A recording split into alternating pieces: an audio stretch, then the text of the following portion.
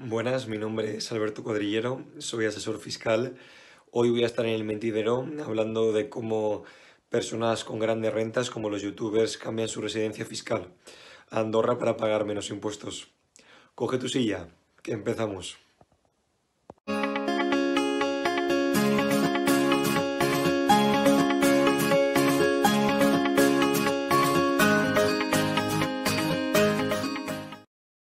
¿Qué tal, amigos? Bienvenidos un día más al Mentidero. Hoy tenemos el primer debate de la nueva sección de actualidad. Teníamos muchas ganas de tratar temas que están en la calle al fin y al cabo, y hoy por fin vamos a hacerlo y vamos a estrenarlos por todo lo grande. Vamos a hablar del tema además que ha estado más de moda en las últimas semanas, como es el tema de Andorra y esta fuga de youtubers que se está comentando tanto en esta red social, precisamente en YouTube, en las televisiones, en todos lados, en la calle también.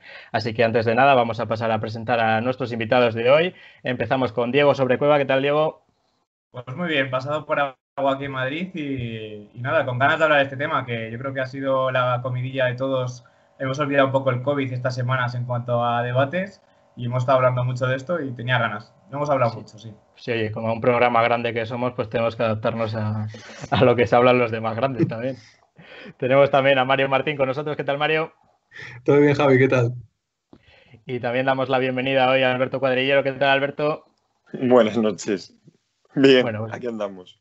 Hoy tenemos reparto de periodistas y de juristas. Esto va a estar muy equilibrado. Empate, totalmente. Vamos casi por colores también. Así que nada, vamos a entrar en materia. Os recordamos que os suscribáis antes de nada también, como hacemos cada día, y que le des a like al vídeo y todas estas cositas. Empezamos. ¿Cuál es el origen de la polémica? Pues como decíamos antes, esta fuga de youtubers a Andorra por el tema de la tributación en España. Como todos sabéis, Andorra no es un paraíso fiscal, pero sí que tiene una tributación mucho más beneficiosa a efectos de grandes fortunas, sobre todo. A ver, Diego, cuéntanos de dónde viene todo esto. Bueno, pues el anuncio de Rubius, el youtuber prácticamente más conocido a nivel hispanohablante en todo el mundo, pues de que se iba a vivir a Andorra. La verdad es que esta historia tiene más cola. Yo creo que mucha gente, si conoces un poco, ya sabes que muchos youtubers ya estaban viviendo allí y sobre todo tributando allí, que luego hablaremos del tema de vivir allí o no vivir allí, pero estaban ya otros youtubers haciendo. Lo que pasa es que habían pasado más desapercibidos.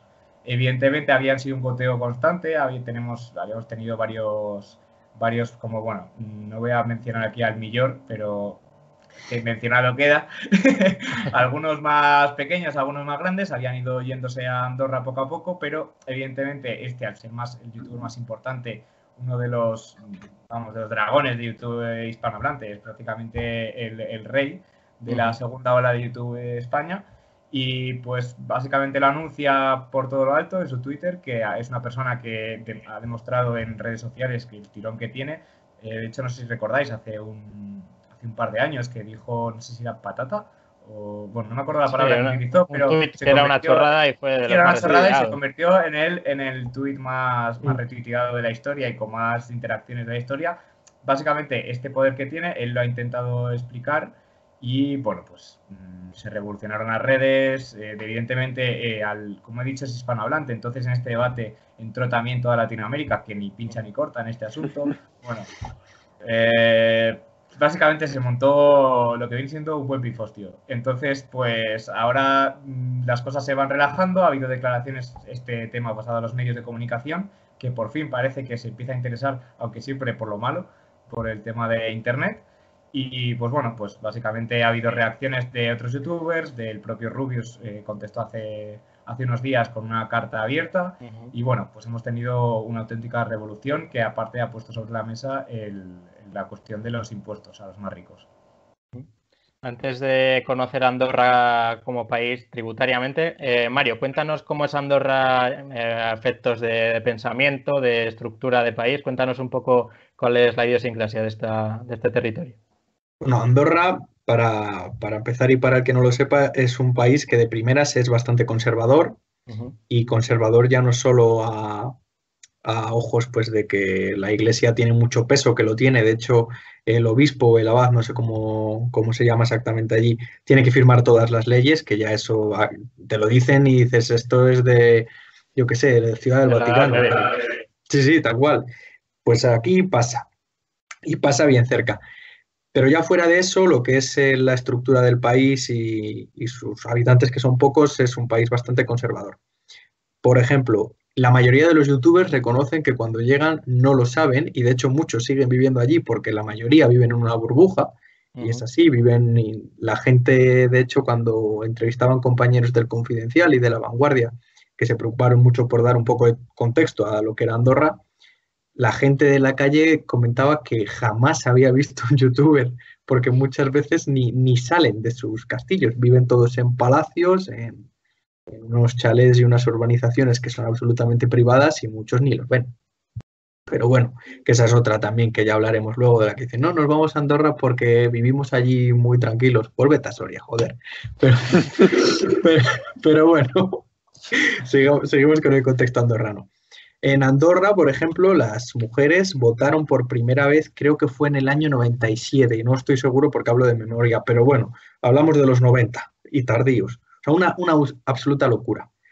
Luego, además, tienes que es un país en el que el aborto está también penado, que está prohibido, porque, joder, si está la iglesia ahí y es la que firma, pues al final casi todas las leyes van de la mano de lo que dice la iglesia. Y puedes estar a favor o no, pero justificar ciertas actitudes, al final lo que pareces es Xavi cuando dice que Qatar es el paraíso de la democracia y que Qatar está haciendo las cosas genial.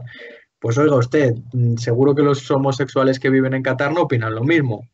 Y habrá gente que sí, pero por lo menos no lo vendas como que eso es un absoluto paraíso de las libertades, porque no lo es. Es un absoluto paraíso de las libertades Andorra si tienes mucho dinero. Pero no deja de ser un país muy conservador y que como, por ejemplo, persona inmigrante sin dinero, igual que lo son ellos, pero con dinero, es un país jodido. En Andorra, si estás más de 60 días sin trabajar, la policía te llama directamente, va a tu casa y te pone ruedas. Te dice que fuera del país tienes que encontrar trabajo en 15 días a partir de ese aviso y si no, te tienes que ir del país.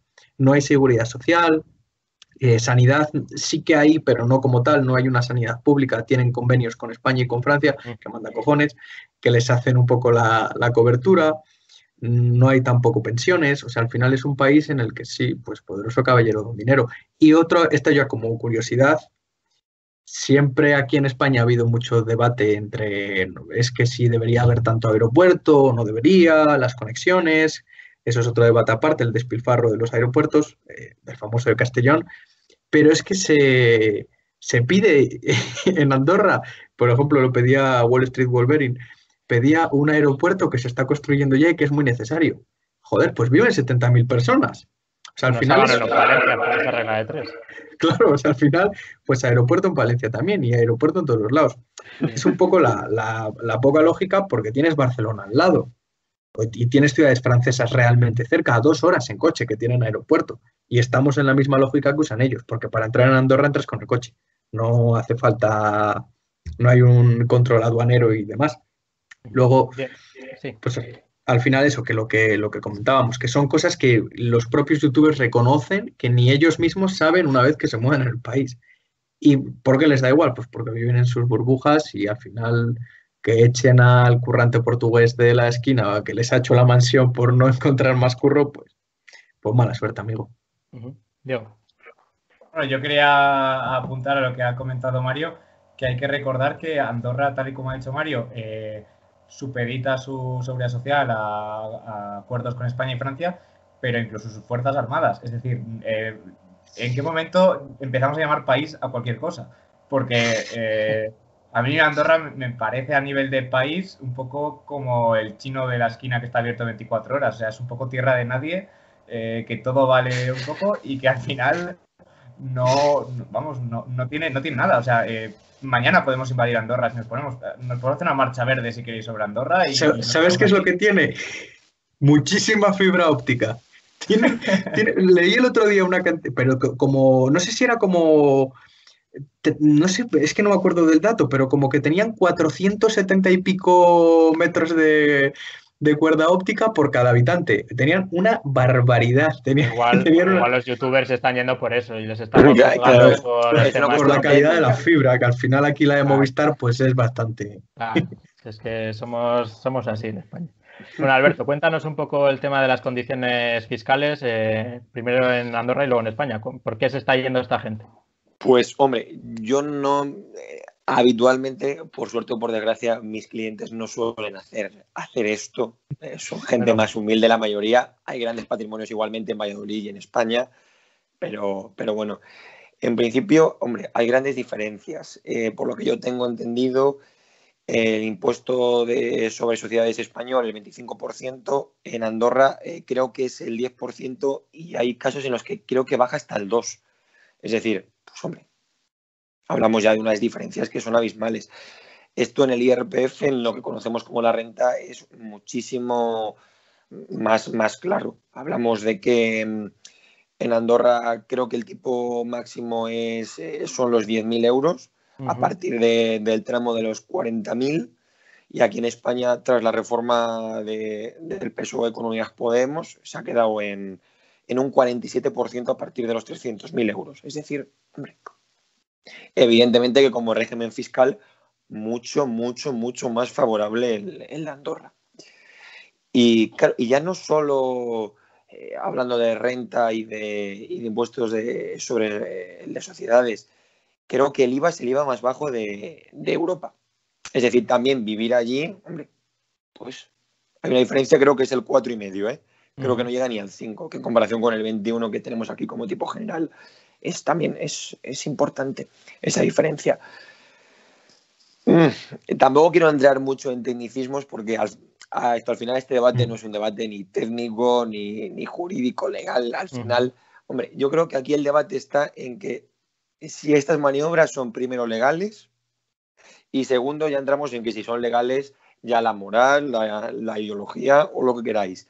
Para que sean legales, es decir, para que un español pueda irse a residir fiscalmente en otro estado, tiene que residir, bueno, se marca la residencia en España cuando tú resides aquí 183 días, sin contar las ausencias que tienes por vacaciones.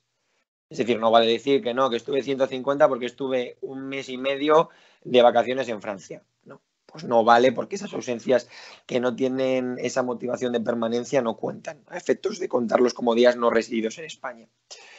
Y luego hay otros dos factores para determinar esa residencia en España que son, vamos a ir por el fácil, el que es fácilmente analizable, que es la familia. Es decir, si tu cónyuge del que no estás separado legalmente reside en España y tus hijos menores de edad no dependientes viven en España, pues salvo es una presunción que es destruible, es decir, si lo puedes destruir se puede demostrar que no, pero bueno, se presume que resides en España.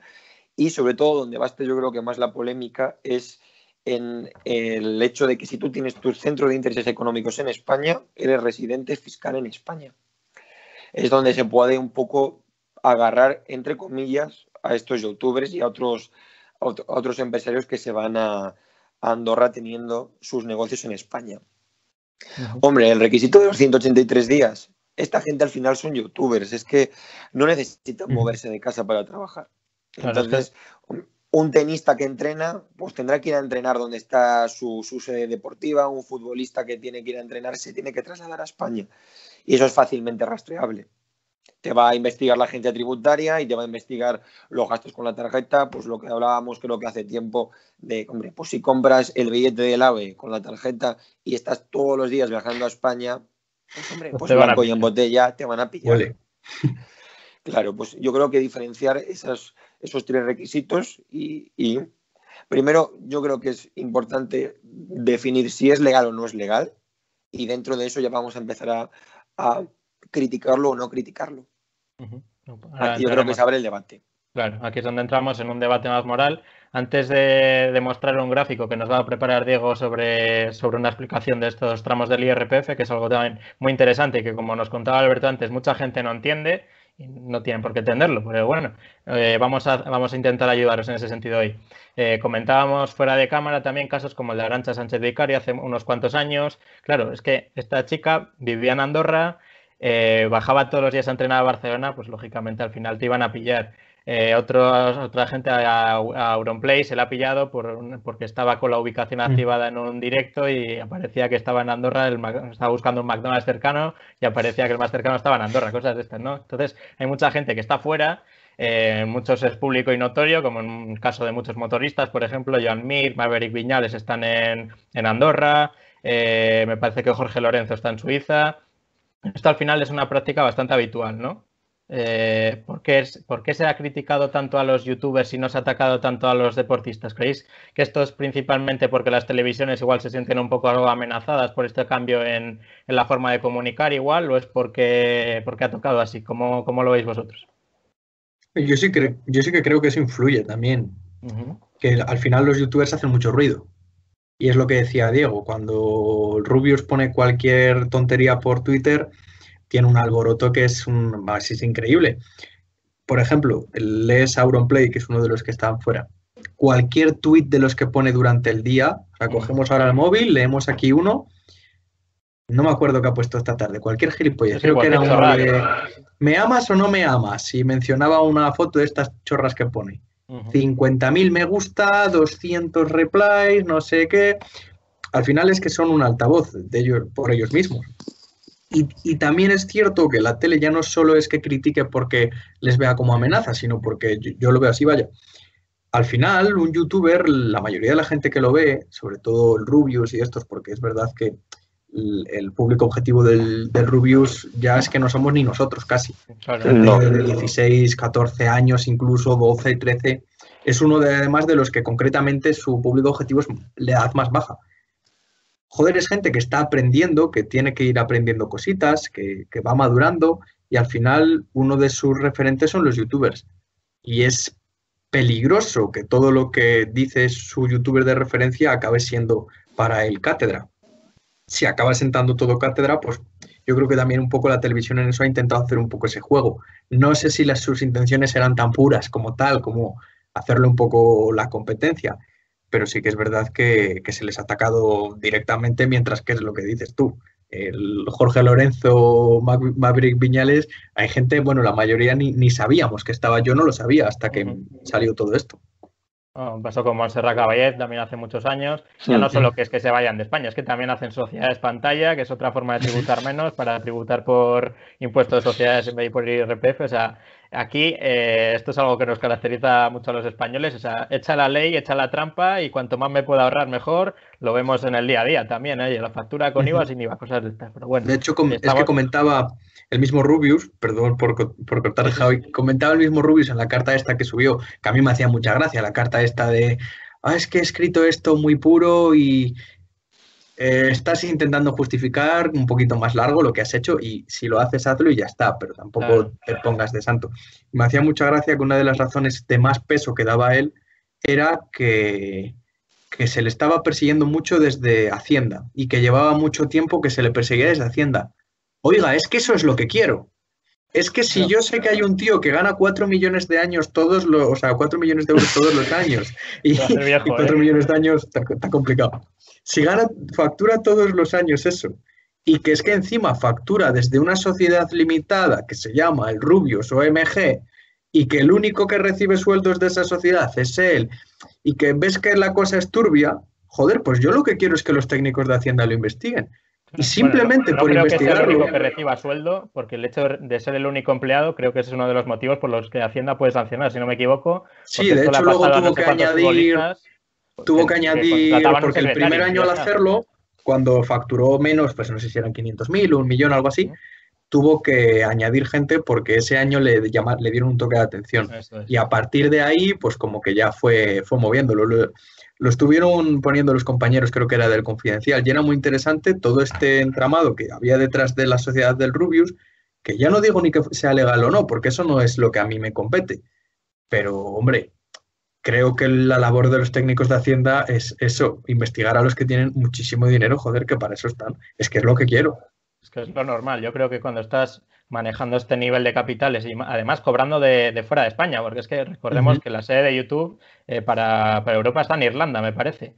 Entonces, son capitales que están viniendo de fuera. Tienes público de muchas partes del mundo, que esto es algo también muy importante. El tema de la procedencia de los ingresos. Entonces, yo creo que es normal que existan este tipo de controles en capitales tan grandes. Es que esto se lo preguntas a cualquier persona que tribute a este nivel y es normal que Hacienda esté todos los días detrás de ti, pero yo creo que es normal, no es lo mismo perder, pasa con todo el mundo, ¿eh? Claro. Desde autónomos, nosotros tenemos clientes autónomos en situaciones muy dramáticas, económicamente hablando, y tienen a la agencia tributaria encima y no hay contemplaciones con estas personas que tienen esos problemas económicos, pues muchísimo menos con grandes patrimonios y esta gente. Esto es igual para todos. Diego. A ver, yo con respecto a los medios de comunicación tengo que decir que, a ver, yo entiendo que, aparte de lo que ha dicho Mario, que puedo entenderlo, pero tampoco creo que se vayan por ahí porque no se preocupan por la sociedad. Hace tiempo que los medios de comunicación, su único objetivo es la audiencia y allá voy. La audiencia joven ha dejado de ver la televisión. Eso es un hecho. Nadie ve la televisión. Yo, de hecho, ahora estoy estudiando comunicación y una de las cosas que vemos es que nadie ve la televisión. Tú no puedes poner un anuncio enfocado a jóvenes en la televisión porque nadie va a verlo. Como mucho tenemos casos puntuales como pueden ser OT, como puede ser La Isla de las Tentaciones ahora mismo, como pueden ser programas muy puntuales, pero nadie llega a casa y se pone a ver la tele. Nadie. Te puedes poner en un momento puntual, pero no te ves una serie, no consumes así. ¿Qué ocurre? Que esta gente atrae mucho público. ¿Y qué han hecho? Básicamente lo que han hecho es capitalizar ese público para llevarlo a la televisión mediante debates, mediante introducir a youtubers porque el programa de Cuarto Milenio en el que fue Jordi Wild, pues toda la audiencia de Jordi Wild estaba viéndolo. De hecho, son millones. Se podían ver incluso latinoamericanos buscando la forma de cómo se podía ver en directo mediante la aplicación de 4 el programa. Es decir, estamos hablando de que están de una forma desesperada intentando rascar esa audiencia. ¿Cómo la están rascando? De la forma que tú rascas audiencia, de forma más sádica, no voy a llamarlo sádica, en vez de darle, digamos, más violenta. En vez de darle un espacio a esta gente, en vez de introducirlos, traerlos a su servidumbre o modernizarte tú, es ir a la contra de ellos. Entonces, básicamente decir, ¿cuál es el campo de batalla? Bueno, tu campo de batalla son las redes sociales, mi campo de batalla son los platos. Te invito a mi campo de batalla y va a estar todo el pueblo para verlo. Pan y circo puro, o sea, es que es pan y circo. Y entonces, ¿dónde está el circo? Los youtubers. Si no, no habría aguantado tanto. Si esto hubiera sido un debate formado, lógico, en el que se pudiera traer algún testigo directo de estos youtubers para que comente, esto habría durado 2 días. Pero es que la carne y la sangre huele y los tiburones piden sangre. Entonces, al final, esto que están consiguiendo es una audiencia joven que ellos creen, que yo me parece una estupidez de creencia, pero yo estoy seguro que hay gente que lo cree, que van a volver a la televisión en base a esto y no se dan cuenta que en el momento en que acabe esto no solo no se van a ir, sino que además se van a ir con mucho resentimiento pensando que están contra ellos y evidentemente pues es un despropósito total. O sea, a mí me parece que la estrategia que están siguiendo los medios es... comentaban en alguno de estos debates precisamente. Si quieres, Diego, vete preparando el gráfico y lo enseñamos ahora. Comentaban alguno de estos youtubers que, claro, una de las confrontaciones que tienen ellos con la tele es que dicen en la televisión, los youtubers ganan mucho. Es verdad. No sé si tanto porque lo generan o porque la publicidad está cambiando de una forma, esto nos lo podrás contar tú si quieres, Diego, que estudias comunicación. No es lo mismo pagar a una persona que es un youtuber y le das, yo qué sé, me lo invento, 50.000 euros por una campaña. Esto lo pagas en la tele y pagas millones. O sea, lo que se están ahorrando en publicidad también en este sentido es una batalla que la televisión yo creo que tiene perdida, vamos, sobre todo a público joven, que es lo que están tratando de llegar, entiendo, en estos momentos. Esa batalla, como dices tú, la gente no ve la televisión apenas y en cambio el anuncio de YouTube te le tragas de todos modos, a no ser que estés pagando YouTube Premium o algo así. Entonces es una forma mucho más directa de llegar y sobre todo, por ejemplo, compras por internet, que son muchos anuncios de los que vemos, fuera parte de todos estos de no sabemos inglés, cosas de estas. El método. El método, que esa también es hablo programa. 9 idiomas. Sí. Claro, o sea, vamos a ver. La publicidad, lo que ocurre es que antes era muy sencillo saber cómo funciona la publicidad porque básicamente había 2 canales. Entonces, la audiencia se repartía entre los 2, no había mucho problema. Entonces, era muy sencillo saber cuánta gente te lo veía. El problema de la televisión es que no existe un sistema de medición. Internet es perfecto porque tú ves las views que tiene, los minutos que ven el vídeo, los clics que han hecho, se puede ver todo. Lugar. La edad de la gente, cosas de estas. Claro, se puede ver, es una segmentación, es el sumum de la publicidad, o sea, es la perfección, porque sabes perfectamente de dónde vienen. O sea, es que, vamos, legalmente todavía no se ve, no es tal, pero vamos, si te metes en paquetes de información que te puedan vender grandes corporaciones como puede ser Facebook y compañía, es que puedes ver una segmentación incluso de clase económica, de nivel de poder adquisitivo, o sea, lo puedes ver todo. ¿Qué ocurre? Que el problema de estas cosas es que en televisión era muy sencillo. La televisión está perdiendo mucha audiencia en este sentido, y entonces, aparte de lo que decía, la medición es horrible en televisión. La medición es un poco a ojo de buen cubero. Y juegan un poco con eso también, hay que decirlo, porque no hay un sistema perfecto, entonces hacen un poco la jugadita. Yo cuando veo datos de televisión me hace mucha gracia, porque siempre hay la coña de todo el mundo de que cuando acaba el año todos los programas, o sea, todos los canales han ganado. Todos son mal vistos. Grupo 3 Media, el más visto, y claro, luego te meten la puntilla. En la franja no sé qué. ¿Cómo compran la franja no sé qué? Pues con encuestas, con métodos que no son infalibles. ¿Qué ocurre con YouTube, con los influencers? Lo que ocurre es que al principio había muy pocos. Se les pagaba muy bien.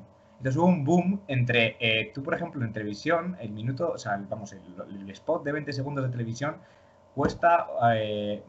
depende de la franja, pero unos 2.300 euros puede costar, unos 20 segundos, y de ahí para arriba, porque estamos hablando que si es prime time, más, bueno, paquetes de lo que puedas comprar, porque muchas veces se compran por paquetes, tú no compras, evidentemente, yo no puedo decir, no, soy Joselito de tal, y quiero poner un día un anuncio de 20 segundos en prime time. Me va a decir, no, tío, esto se compra en paquetes de 60.000 euros. ¿Qué ocurre? Que tú a un youtuber o a un influencer le puedes dar 5.000 euros y te hace una publicidad muchísimo más amplia y con muchísimo más cobertura, además con personalizada en muchos casos. Claro, muy segmentada. Tienes un influencer de ropa para bebés, pues tú tienes ahí, es que es tu público, el nicho perfecto. Ahí están tan especializados que es muy fácil, tanto videojuegos como todo lo que quieras poner. ¿Qué ocurre? Que no se sabe que hay que pagarles. Nadie lo sabe. Y aparte no se sabe muy bien cómo afecta eso a las compras, o sea, a las ventas, es decir, es un poco, sobre todo con pequeños influencers, yo lo veo mucho en titanes como el Rubius, esto ya es otro tema, pero con influencers de 20.000 seguidores, que tú una gran marca les hace un patrocinio y digo, ¿hasta qué punto darle a este pibe 2.000 euros a ti te repercute un beneficio? Pero es que es muy barato. Es muy barato y entonces a poco que te salga la jugada bien y que consigas fidelizar 200 clientes, es que a largo plazo te soluciona muchísimo. Este es el problema. Como decías antes también, Revilla, no se sabe muy bien ni lo que hay que pagar, ni se sabe muy bien cómo se paga.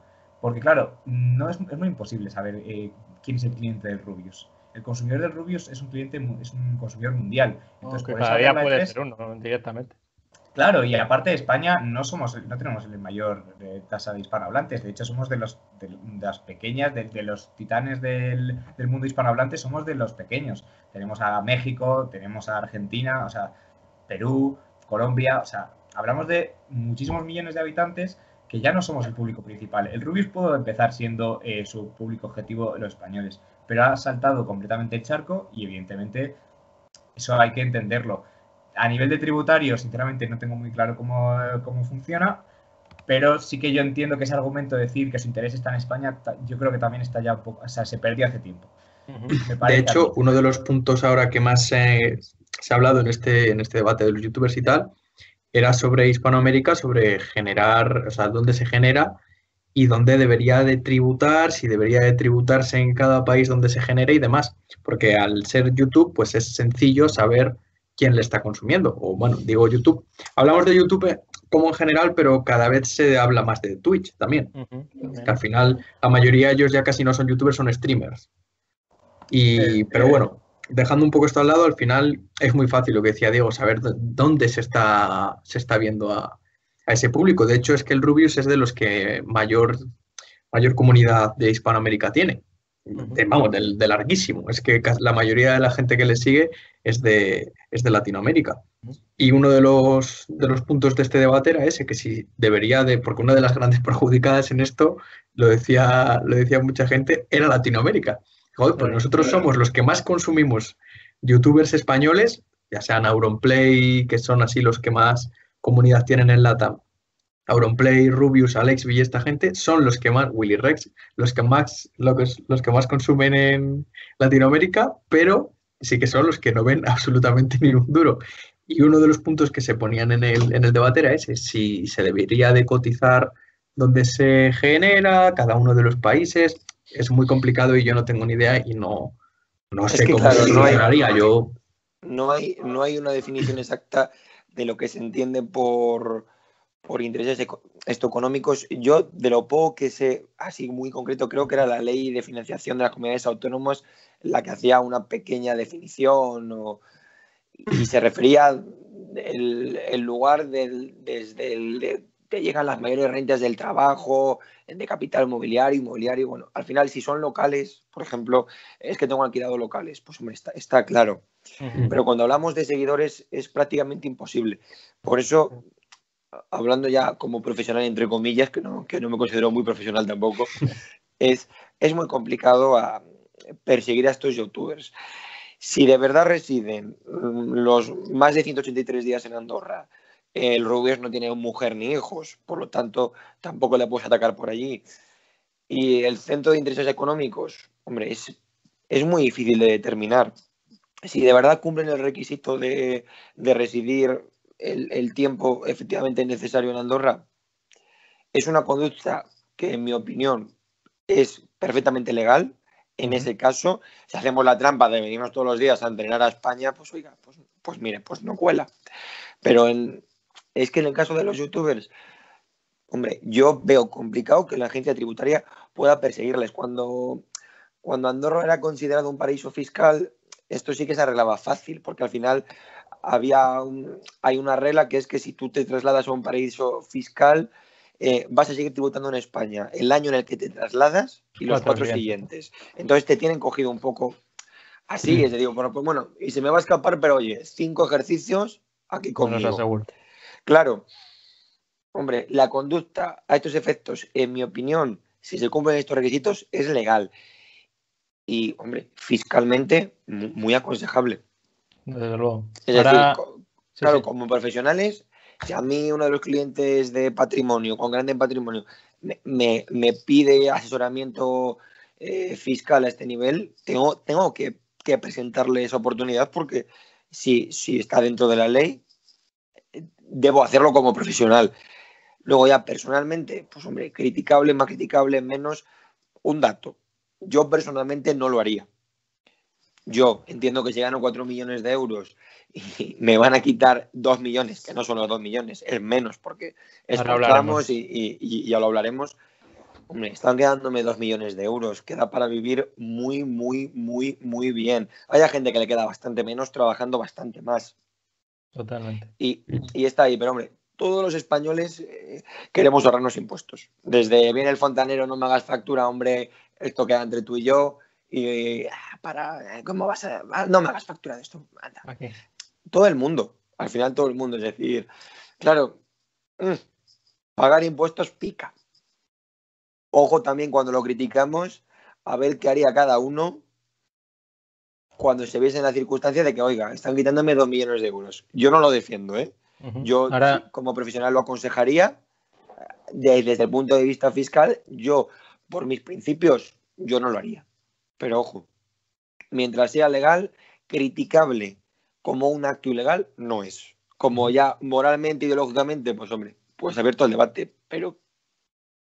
Pues ahora, antes de entrar a este debate moral, que va a ser la última parte del debate, vamos a pasar a explicar precisamente cuáles son los tramos de IRPF con un gráfico que es muy visual. A ver, Diego, ponemos el gráfico en pantalla y lo vamos comentando. Si quieres, Alberto, que eres el que más domina, nos explicas el tema. ¿Compartiéndose ya? Lo veo todo negro. Yo lo veo negro. La pantalla y el país en general. Pero ahora mismo la pantalla. Es una metáfora. Ahí lo ¿Estás viendo ya? Vale, ahora pues sí. Mira, a ver, esto hay que darle las gracias a Contexto sin Texto. Bueno, pues básicamente esta cuenta de Twitter que intento explicar de una forma más o menos educativa cómo funcionan los tramos del IRPF. Que por cierto, yo tengo que decir una cosa, un punto que quería comentar antes de explicar esto, que es que yo creo que lo están demostrando que estamos muy mal formados. estamos cada vez, somos unas generaciones de borregos totalmente, sobre todo a nivel económico. Me parece que hay fundamentos básicos y jurídicos que la gente no entiende cómo funcionan. La gente no sabe ni la mitad de sus libertades ni cómo funciona su mundo alrededor, y me parecen cosas sinceramente lamentables, porque yo tampoco soy precisamente un hacha, pero intento informarme un poquito de todo, y hay muchas cosas que es una pena que la gente no entienda. Luego, claro, cuando te comen la tostada, cambian. También os digo que cuando cambia una ley nadie le interesa. Cuando cambian este tipo de leyes, luego nos sorprendemos. ¿Pero por qué es esto así? Bueno, hace 2 años la cambiaron, nadie dijo ni mu, y ahora nos sorprendemos. Aquí vamos muy a toro pasado con todo. Pero básicamente voy a explicar con este gráfico maravilloso que tenemos aquí, que nos lo explica con bolas de helado. Vale, ¿cómo funciona esto? La Hacienda te quita por tramos. Evidentemente no te pueden quitar, o sea, en vez de hacerte una cosa que hay gente que es lo que piensa, que es en función del total, hay gente que te piensa que el porcentaje se detrae del total. El porcentaje no se detrae del total, se detrae según el tramo en el que estén tus ingresos. Es decir, cuando tú tienes el mínimo personal, te lo quedas tú. El mínimo personal, creo que lo pone por aquí, pero tampoco es muy alto, ¿eh? El mínimo personal, no sé, mira, aquí está. De 0 a 12.450 euros, el 19%. O sea, es decir, entiendo que antes... No, sí que, bueno, es que es complicado porque entran en juego los mínimos familiares y personales. Claro, pero, sí, es verdad. Pero bueno, esto en principio, rentas de tan poco importe no acabarían tributando. Al final, entre los mínimos, las reducciones que hay en las rentas del trabajo... el ejemplo visual, para explicarlo, yo creo que concentrarnos en el hecho de que es por tramos, de que el discurso de es que me quita Hacienda casi el 50% de lo que gano porque gano 300.000 euros, oiga, no, mire, le quitan el 47% de los 300.000 a los 500.000. Anteriormente le van quitando bastante menos. Claro, es que a lo que voy es que la gente se cree que este lado se parte a la mitad, cuando en realidad este lado se va comiendo por pedazos. ¿Qué es lo que no entendemos? Como decían, pues este es el primer tramo en el que tú te lo quedas. Como bien ha dicho nuestro compañero Alberto, no es lo mismo. He tenido que ir a mirarlo, la verdad, lo siento, Alberto. No pasa nada. A mí cuando se me mete la economía en la cabeza me bloqueo un poco. Bueno, pues lo que decía, va en función de las bolas. La primera bola te la quedas tú y luego de la siguiente bola pues vemos un 19%. Que tú ganas por encima de eso otro 24%, pero del tramo que te quitan, no del total. Es lo que os digo, que es que el problema está en que se está transmitiendo la idea de que te están quitando del total. Y no, mire, caballero, evidentemente, como comentábamos, si estás ganando 2 millones de pavos, ya se empieza, cuanto más ganes, evidentemente, más se equilibra esta balanza, porque más se aproxima el total y se reduce del 19%, si te lo quitan por decir una cifra, 30.000 euros, evidentemente, cuando tú ganas 20 millones al año, esos 30.000 euros no son nada, es auténticamente una gota de agua en el mar. Pero cuando son sueldos más pequeños, evidentemente, se empieza a notar. Como decíamos, el tipo impositivo máximo está en el 45% o 47%. 47%. Es que este gráfico es anterior a la reforma. Vale. Sí, gráficamente yo creo que viene muy bien, sobre todo para explicar el tema de los tramos y por qué la gente... Sí, es suficiente.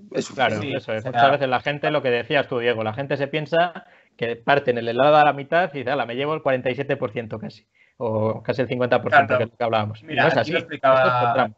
Aquí lo explicaba. Ahí están los mínimos. De forma general, 5.550 euros son para ti íntegros. ¿Qué pasa? Que luego empezamos a hablar de condicionantes, mayor de 65, se va incrementando. Claro. Así a 7.000 y pico. Mayor a tu cargo, personas dependientes, hablamos de, evidentemente... Familias numerosas. Claro, lógico. Claro. Cuanto más gasto tienes dentro de una familia, pues más te reserva, por decirlo así, el Estado para que esté exento, por así decirlo, de IRPF. Esta sería un poco la explicación. Básicamente eso. No sé ahora... Dejamos de compartir pantalla. Y ahora, si queréis, entramos ya una vez explicado el tema del IRPF y de los tramos. Vamos a entrar, si queréis, un poco en el debate moral. Esto yo creo que es el principal punto. ¿Es moralmente aceptable? Esto ya es un tema de opinión, esto ya no hay verdades absolutas, esto ya va a ser la opinión de los que estamos hoy aquí. ¿Es legalmente aceptable y más en la situación en la que estamos, que un tío, como decimos, vamos a ver que gana 5 millones y que le están quitando 2 y pico, 1 y pico. No se puede vivir con 3 y pico millones, y más cuando mucha gente de esta viene o sea, por ejemplo, el tema de Lolito, por ejemplo, que es otro de los youtubers que se fue. Es un tío que ha contado que no ha ido al colegio casi, que viene de una familia muy humilde, y en el momento en que lo ganas, realmente coges y te piras con todo. ¿No sería más, desde el punto de vista moral, más solidario? Coño, vienes de un origen humilde, creo yo, no comparte, porque es que es una obligación tributaria. Al final no es una obligación ya de hacer donaciones, que ese es otro tema. ¿Qué opináis vosotros? Yo, para mí, vamos, es un suspenso para todos ellos de lleno. A mí me parece moralmente reprobable, sobre todo en el año en el que estamos, que es bastante jodido y que necesitamos vacunas y necesitamos un montón de apoyo ya no solo a nuestros sanitarios, sino a todo nuestro entramado público. Pero fuera parte de eso, aunque no hubiera una pandemia, también lo sería, porque es que al final de lo público vive la gente, joder, y que cuando tienes tanto dinero, pues hombre, no pasa nada por, como decíamos antes, que con 3 millones se puede vivir bien, ¿eh? Y ya lo que me molesta ya no es una cuestión de que se vayan o no, que también, evidentemente. Lo que me molesta y lo que más me cabrea es que pongan excusas, como decíamos antes con el Rubius, y que no, es que me persigue Hacienda, joder, es que es lo que tiene que hacer. Y lo que me cabrea mucho, que además se van a Andorra con excusas de que es que Andorra es un país muy tranquilo, y es que en Andorra se está muy bien, y es que en Andorra... Eso, vete a Soria, lo que decíamos antes. Claro, es que vete a Soria, tío. O sea, hay un montón de pueblos en Castilla, bueno, ya no en Castilla y León, en España entera, tío, en Extremadura, incluso en Andalucía, que son menos conocidos, pero en la sierra hay un montón, en los que puedes vivir muy tranquilo, muy a gusto, sin que nadie te dé la chapa. Decía el Rubius que no podía salir ni a comprar el pan en Madrid, porque vives en Madrid. Igual que un actor le pasa lo mismo, igual que si Andrés Belencoso se baja a comprar el pan, pues le van a parar y le van a decir, hostia, Andrés Belencoso, una foto, eres guapísimo, evidentemente. Eso es el precio de la fama, ¿no? Claro, pues es lo que lleva, que así como tanta pasta y que seas así, joder, pues tío, vete a cualquier sitio. Que es que además Andorra está muy cerca, se van a Andorra porque la mayoría no viven en Andorra. Y porque si se bajan pueden hacer uso de cualquier servicio público español. Que es que esa es la cosa también. Sí, seguro que el vídeo mítico de Chocas diciendo cuando tu puta madre quiera ir al hospital, le pago yo la vacuna. Pues ahí está la cosa, tío, que es que al final ya no ellos, sino toda su familia sigue haciendo uso de todo este sistema público que tenemos en España y que, joder, que lo tenemos y menos mal, hay que cuidarlo, que están los huesos. Diego.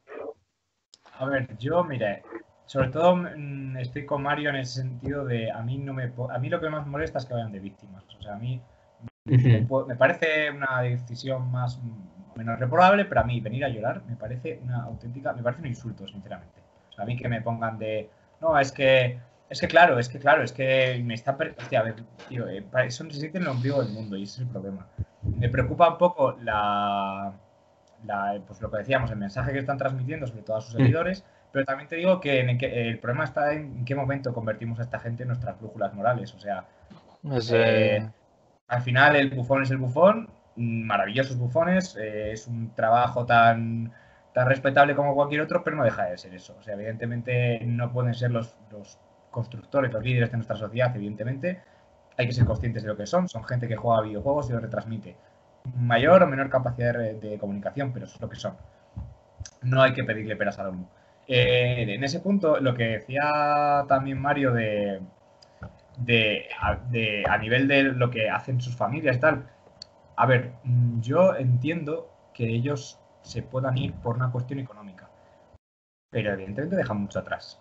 Y a mí un factor que a mí me hacía gracia de que usaron algunos, sobre todo el Wolverine este de las narices, mi querido amigo, es que yo le tengo un poco de animadversión a ese hombre. Lo que decía, en plan de, básicamente era un poco como, yo me lo he ganado, una idea muy libertaria, que, bueno, quería aclarar una cosa, que estuvimos hablando en la preentrevista, estábamos comentando el predebate, que yo, por ejemplo, entiendo a los liberales, pero no me gustan. Pero lo que odio son los libertarians. Básicamente los libertarians son los niños rata de Twitter, que mítico niño que lleva un año estudiando en la Universidad de León o de Valladolid y se cree que va a ser el nuevo Wall Street. Y bueno, acabará siendo asesor fiscal No Vaya no ataque, falta. Cobrando 1.000 humildes Claro. euros Claro, 1.000 humildes euros. Igual incluso es un inútil y está toda su puta vida trabajando y quedándose Hacienda de tus 1.500, 300. El de Claro, seguridad y a mí social, a mí lo que me hace IRPF. gracia. Y te A esa jodes. gente no, yo es que Y en te Estados quedan 1.000. Unidos, es que en Estados Unidos viviría genial. Hostia, arrea por lo segado, a ver si no serías la última mierda en ese país, porque es que hay gente que se cree ese cuento de la tierra de oportunidades. Y por último, quiero decir que el deber, el que le debo a esta sociedad, me lo he ganado yo. Bueno, el que le debes a esta sociedad. Le debes a esta sociedad que no salgas de tu casa y te meten 4 tiros en el techo. Yo creo que es lo que le debes a la sociedad. Hay que tener en cuenta que parte de tu éxito y de cómo te has construido como persona y de cómo has madurado y cómo te has construido a ti mismo es en base a la sociedad en la que has vivido. Y la sociedad en la que has vivido depende mucho de los ingresos de tus compatriotas. Porque en el momento en el que tus compatriotas cobran 300 euros al mes y la renta y el coste de vida es 400 y 4 subnormales súper ricos estáis ganando 200 millones al año, está genial, mola mucho. Pero cuando el mundo empiece a arder, tu dinero no te va a valer para nada.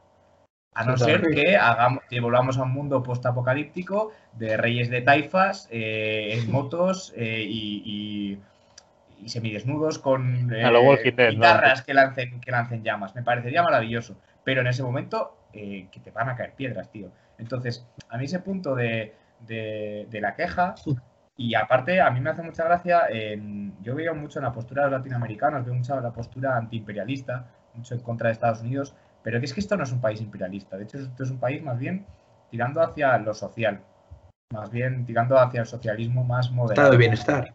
Estado de bienestar. Entonces a mí que comparen España con el rollo este de no, es que claro, es que te quieren robar, hostia, vamos a ver, aquí las cosas funcionan porque funcionan. Evidentemente, como decía antes Revilla, el tramo, sobre todo unos grandes pesos de nuestros impuestos van hacia las pensiones, y creo que es una cosa que hay que solucionar.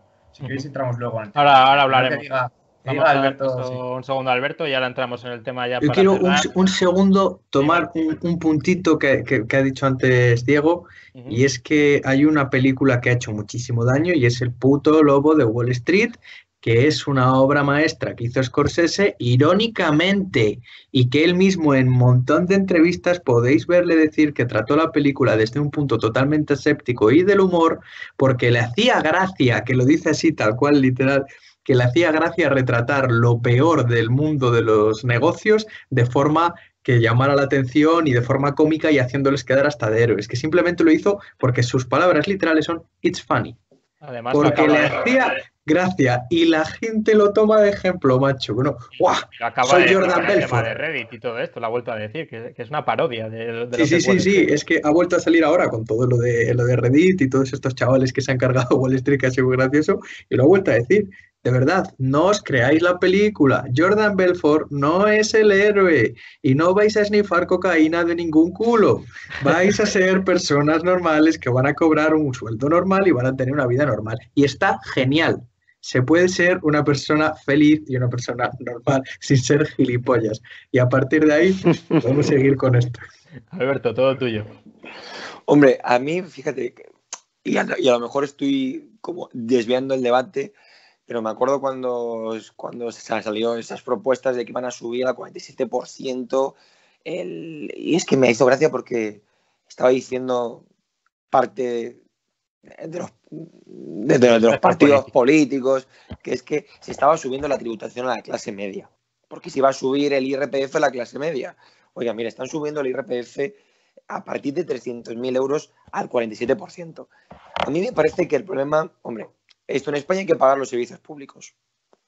Al final, Andorra tiene ese régimen fiscal porque tiene un gasto muy, muy inferior al español. El servicio público hay que pagarle. Yo no soy partidario de una presión fiscal terrible. Creo y veo y lo veo a diario en el despacho que se ahoga a las pymes, se ahoga a los autónomos y al final es el tejido que más empleo crea y están muy ahogados fiscalmente. A mí me gustaría poner el ojo sobre el hecho de, por ejemplo, que una persona, estaba yo mirándolo ahora para no cagarla con los tipos, porque esto no hay Dios que se lo aprenda, ni yo que trabajo. Por ejemplo, una persona que gana esto en este país 25.000 euros, que al final repartidos entre 14 pagas no es un soldazo, está tributando a un tramo, vamos a dejar de hacer un 30%. Al final, una persona que gana 300.000 euros, que es más de 10 veces más, va a tributar un 17% más. Hombre, a mí me parece que, antes, ¿no? Que cuando llegas a ese nivel de ganancias... Claro. Que a lo mejor la clase media real tiene una carga fiscal muy alta. Este tipo progresivo debería ser mucho más progresivo, debería dejarse completamente exentas a estas personas que ganan al mes 1.500 euros, porque al final entre un alquiler me pago el coche porque sin coche no me puedo trasladar a mi trabajo, es que no vive. Y a lo mejor ponemos el ojo mucho en que es que el 47% a partir de 300.000. Oiga, mire, es que la clase media real está verdaderamente asfixiada a impuestos. Y no soy yo el representante de la derecha española, ni del liberalismo, ni muchísimo menos. Javi me conoce. Totalmente. Pero la vida real es que la clase media verdadera, el autónomo que se levanta todas las mañanas y levanta la persiana de su negocio, que tiene 5 trabajadores, ese está verdaderamente ahogado. Porque estos tipos no son lo suficientemente progresivos. Claro, es que igual deberíamos de centrar el debate en ya no solo que el IRPF sea alto, sino ya al IRPF le está sumando un 21% de IVA. Luego, como tengas una sociedad, lo que hablabas, como seas autónomo, despídete. O sea, es que esto lo vemos en el día a día, todos conocemos a gente que, como cuenta Alberto, está ahogada fiscalmente. Claro. Por todos los lados, no solo por el tema. Tú tienes una pequeña empresa y da beneficios. Mira, estás tributando el impuesto de sociedades. Estás tributando cuando te pones tu nómina, porque la empresa te está pagando a ti. Tributas, rendimientos del trabajo. Vas a repartir dividendos. Ojo, van a tributar. Ya los ha tributado la empresa cuando les ha obtenido y le vas a tributar tú cuando le vayas a cobrar. Es decir, hombre, impuestos. Ojo, porque yo lo que creo en este país es que los grandes patrimonios tienen muy poca carga fiscal y la clase media real tiene mucha carga fiscal. Totalmente. Y, hombre, al final luego esto pasa, que si Madrid es un paraíso fiscal, que sí, claro. Luego, precisamente por esto. Como dato así curioso, que mucha gente eso se le llena la boca hablando de Estados Unidos, como decía antes Diego, hace tira de años, sobre todo en los 30, 40 y demás, incluso 50, las grandes fortunas de Estados Unidos, un país abiertamente liberal y, bueno, no llega al punto de cuando ya arranca Milton Friedman y Ronald Reagan y Margaret Thatcher y demás, pero seguía siendo un país evidentemente liberal.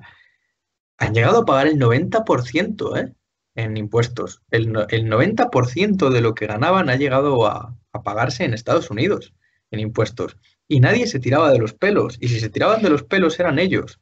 Y Estados Unidos no es un país que tenga seguridad social y pensiones y demás. Y aquí sí, hay que pagarlas. Es que al final hay que pagarlas. Yo cuando vivía en Colombia tenía que pagar el médico. Y es un país que es relativamente barato comparado con España. No me quiero imaginar lo que tiene que ser para una persona que no disponga de dinero en Estados Unidos, el terror que te tiene que dar decir, tengo que ir al médico.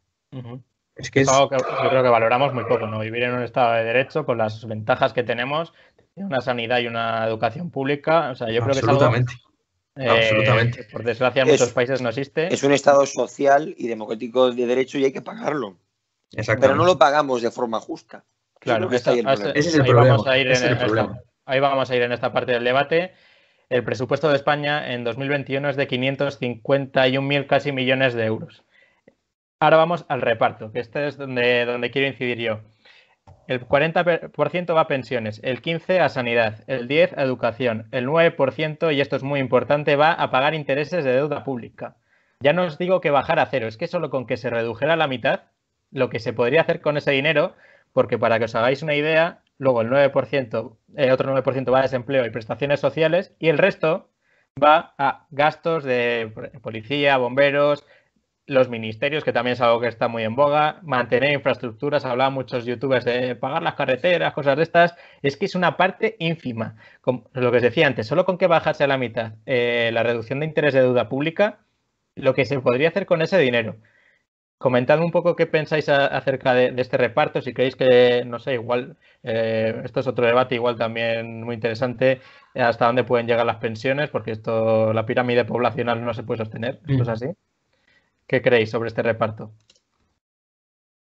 Pues mira, Venga, Diego. yo te diré, lo primero, tal y como has dicho, se ha salido el Ministerio de Igualdad en boca de todos. Yo tampoco seré un gran defensor de los presupuestos de los ministerios, porque ni coincido en muchos casos, ni vamos, hay cosas que no entiendo muy bien cómo se gasta el dinero, pero es una parte ínfima. O sea, yo cuando se quejan de que Correos gasta 9.000 euros en pintar 4 buzones, digo, ¿tú sabes lo que significa 9.000 euros para el presupuesto? Ya no te digo ni mensual ni anual, te digo diario de Correos. O sea, es que es una parte, o sea, se gasta más en clips. O sea, entonces a mí me hace gracia cuando surgen estas cosas que la gente no entiende la relatividad del dinero.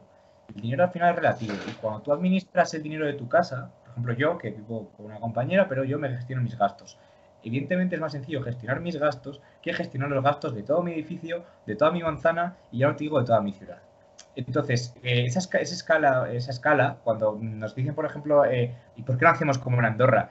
Ya, amigo, es que si tú tienes que gestionar esa cantidad de habitantes, que es lo que tendría en España una ciudad pequeña, es que no es comparable gestionar un país así con gestionar un país con 46. O privatizas todo, es inviable, así de claro. Claro, es imposible. O sea, evidentemente, aparte de la capacidad de maniobrabilidad que tienes, cuando tú tienes 46 millones de habitantes, estadísticamente también tienes situaciones muchísimo más dispares. En Andorra, al final, yo imagino que el que salga un niño con 3 piernas es muy improbable, pero entre 47 millones de habitantes es más probable que entre 70.000 o 100.000. Entonces, partimos de esa base que me parece ya fundamental. El tema del gasto tal y como decías, de deuda, yo creo que la deuda hay que pagarla cuanto antes y quitarnos la encima rápido, pero sobre todo el problema está en las pensiones. Nosotros no vamos a cobrar pensión. O sea, yo creo que ya es una cosa que nos tenemos que empezar a... Yo, de hecho, ahora voy a empezar a trabajar en breves, si Dios lo permite, y una cosa que yo estaba pensando es en qué momento, o sea, cuándo de tu vida, yo es una cosa que evidentemente hablaré con mi señor padre, que es con quien hablo de estas cosas porque me fío de él, ¿en qué momento tú empiezas a prepararte un plan de pensiones? Porque yo tampoco tengo muy claro, una cosa que me ha comentado alguna vez, tú hay momentos de tu vida, igual con 30 años o 20 y muchos, que yo esté ganando un dinero y que me sobren 200 euros al mes, por ejemplo, que sí puedo aportar, pero igual cuando cumpla 33, tenga un hijo o dos, igual estoy 10, 15, 20 años sin poder casi aportar a mi fondo de pensiones porque tengo que gastarme el dinero en mis hijos. Entonces, ¿en qué momento hay que empezar a aportar este fondo? En mi opinión, te lo digo yo, mi opinión personal, ya. Todo lo que tenga... Claro. Coge una hucha. Es algo tan fácil como una pirámide de población de triángulo invertido, que es la que nos va a llegar a España. Es imposible que 5 sostengan a 10. Es así, las matemáticas son muy simples, acabó. Y hombre, la solución es gasto. Yo voy a decir unas cosas con respecto a esto. Vale, las pensiones. Yo me hace mucha gracia, y mira que yo me considero una persona de izquierdas, pero me molesta mucho cuando ves una persona manifestándose, un señor mayor, manifestándose que suban las pensiones. Dice, caballero, usted, es que yo, claro, con una pensión de 400 euros, dices, a ver, caballero, es que usted tiene una pensión mínima. ¿Qué ha hecho en su vida? ¿Qué ha contribuido? Pues si tiene una pensión mínima es porque no ha contribuido lo que tendría que contribuir. Entonces, ¿qué ha hecho usted durante toda su vida laboral? En este punto, creo que hay que entender también la sociedad en la que están cobrando las pensiones ahora, en la que muchas mujeres no trabajaban. Evidentemente, estos cambios de sociedad van cambiando. Entonces ya no va a ocurrir tanto las pensiones no contributivas. Porque, sobre todo, pues, está entrando en el mundo laboral todo el mundo. Y quien no haya entrado en el mundo laboral es una cosa poco habitual y que puede ocurrir por dos razones. A, te sobra el dinero en casa, es decir, tu pareja gana suficiente, uno de los dos se queda en casa, ya sea ella o él.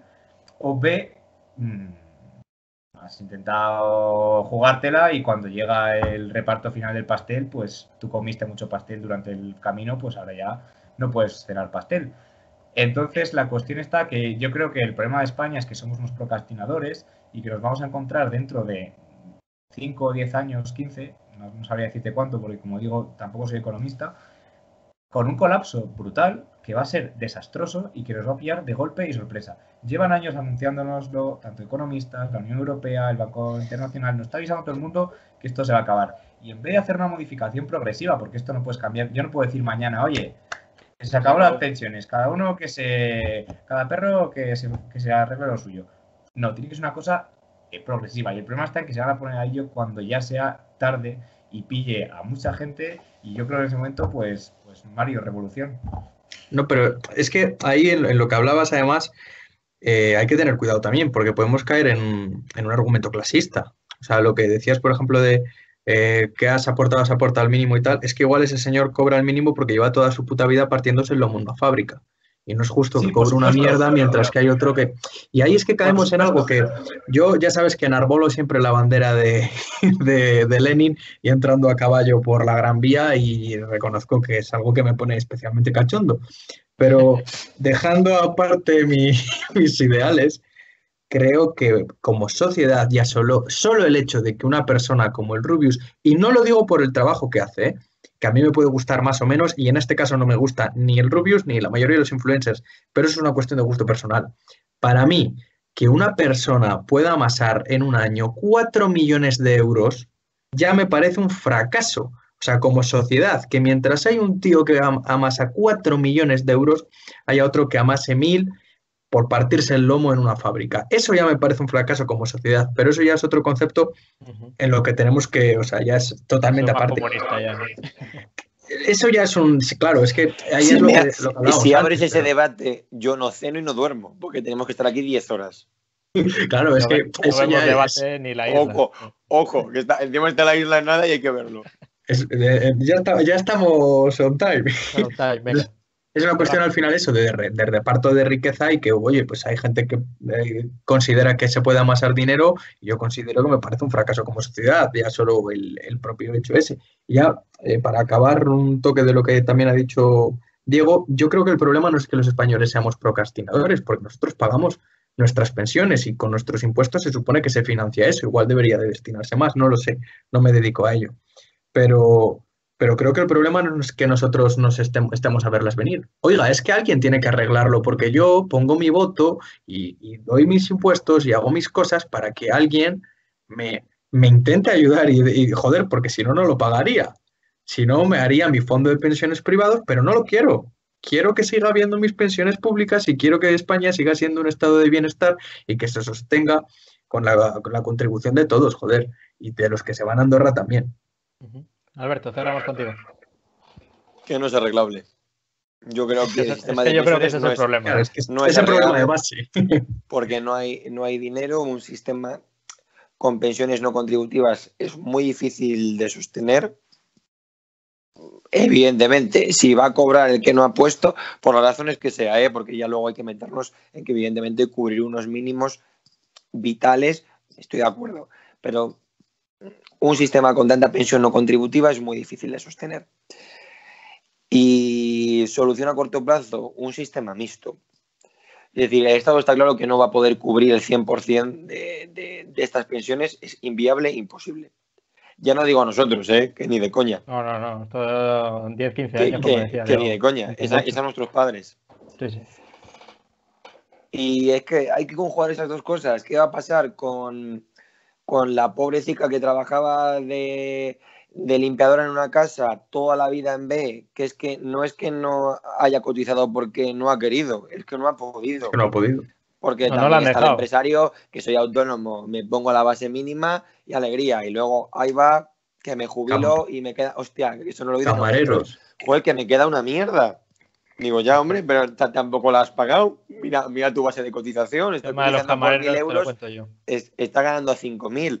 Cualquiera que haya trabajado en hostelería sabe que, vamos, estas prácticas son del día a día. Sí. Pero lo que está claro es que es insostenible. A ver, yo te digo una cosa. Para cerrar. Lo que has comentado es que yo creo que también una parte de acabar con las pensiones contributivas y de formar a la población, que al final es lo importante, es en el futuro. Que la gente no piensa en el futuro. Entonces yo creo que también en el momento en el que tú pues estés en esas condiciones, pues si tú sabes que en el futuro te vas a comer una mierda, porque es lo que vas a hacer, porque evidentemente con 67 años no vas a seguir limpiando casas, matándote porque no tienes pensión. Lo que tienes que hacer es, lo que yo creo que va a motivar mucho más, a priori es la idea, y es la propia denuncia desde el trabajo. Es decir, en el momento en que tú dices, no, mire, es que si yo estoy 20 años así, es que luego no tengo para comer cuando ya no pueda trabajar. Entonces, en este punto yo os quiero contar una mini anécdota que le pasó a unos señores de mi pueblo cuando entramos en la Unión Europea. ¿Qué ocurrió con unos señores? Preguntaron cuántas vacas tenían cada uno. Y todos pensaron mal, porque piensa mal y acertarás, y dijeron menos vacas de las que eran. ¿Qué ocurría? Que eran ayudas de la Unión Europea a la ganadería. Claro, cuando luego llegó menos dinero y al paisano le salió bien la jugada, pues yo he dicho siempre que en esta vida los listos al final se comen el suelo. Y ha pasado con los tipos de interés, cuando todo el mundo decía, no, yo el variable, que está ahora al 1%. Ya, pero cuando el variable de repente llegó al 7% y la hormiguita, el tonto del bote, el que tenga el 3% fijo, el 4% fijo, ¿cómo eres tan tonto que pagas un 4% y yo pago el 1%? Ya, amigo, pero esto es una carrera de distancia. Entonces no vale de nada que tú estés sprintando los primeros 5 años y luego son 20 años. Porque yo voy a estar otros 15 años pagando un 3% menos que tú, cuando encima tú estés más apurado, porque encima los subtipos de interés, por ejemplo, suben cuando peor están las cosas, evidentemente. Entonces, yo creo que lo que hay que es, yo lo veo mucho en gente de mi edad, porque a mí creo que me han educado bastante más así, en el ser legal, conservador y un poco como precavido, y mucha gente no lo han hecho y luego se sorprende y vienen los lloros. Entonces yo creo que si como sociedad empezamos a educar a la gente en entender que el futuro llega, que lo malo pasa y que nadie da duros a 4 pesetas, pues yo creo que puede funcionar la cosa, porque me parece que somos, sobre todo la gente que viene, bastante estúpida. Bastante estúpidos, que yo tampoco defiendo el miedo de generaciones más anticuadas al progreso, ese miedo casi reaccionario que hay a veces a las cosas nuevas que van pasando, como por ejemplo este fenómeno de los youtubers, pero tampoco creo que haya que ir esta gente que se cree que se mete en una estafa piramidal de no, toma 10 euros y si los apuestas donde yo te diga o si los metes no sé dónde, ostras, es que no funciona el mundo así, es que pero eso pasaba antes también, Diego. Eso pasaba antes. El problema es que no había redes sociales y no se veía tanto, pero pasaba antes y nuestros padres son igual de idiotas que nosotros. Y no lo digo por insultarles ni a ellos ni a nosotros. Es que al final, se habla mucho también, no es que las generaciones que vienen son más tontas. Bueno, perdona, tampoco es que las de antes fuesen todos no la propiedad. No, a ver, y evidentemente las preferentes las compraron abogados, arquitectos, o sea, que a veces por ciertas profesiones así, que se tienen por muy... Directores de caja. Directores de caja. Que te las estaba vendiendo y comprándolas a la vez, que eso ya claro, o sea, pero a lo que voy es que... Mira Wall Street, hace unos días, te lo revientan unos chavales en Reddit. O sea, a lo que voy yo es que el taur que estaba antes en una esquina y que te timaba, por ejemplo, un camarero de un bar de aquí cerca de donde yo vivo, me estuvo contando otro día, un señor de 70 y muchos tendrá. A mí, la primera vez que a mí me tongaron 20 pesetas, no sé qué traía yo para pagar un taur tal. Ya, pero es que el taur ahora tiene 100 millones de espectadores alrededor del mundo. Entonces, trileros virtuales son. Claro, o sea, al final el trilero de antes que se ponía en una esquina podía pillar a todos los viandantes de alrededor y en cuanto le enganchaban le zumbaban. O escapaba rápido y se asanciaba o cuando pillaban que estaba haciendo algo con la bolita le zumbaban. Pero es que ahora él está con la protección de la pantalla, que es fundamental, y puede acceder a todos los rincones. Bueno, yo creo que ese es el problema y que al final que los libertarios dan asco. Bueno, pues y que hay que ver más Scorsese. Eso, y que las películas no las queramos hasta cierto punto. Ya como conclusión, pues bueno, ya que estamos aquí juristas y periodistas, yo solo espero que uno de los problemas estructurales de España es el 40 y pico % de paro juvenil, que esa es otra. Eso lo podemos comentar si queréis en otro debate. Podemos hacer un debate sobre educación, paro juvenil y todas estas cosas.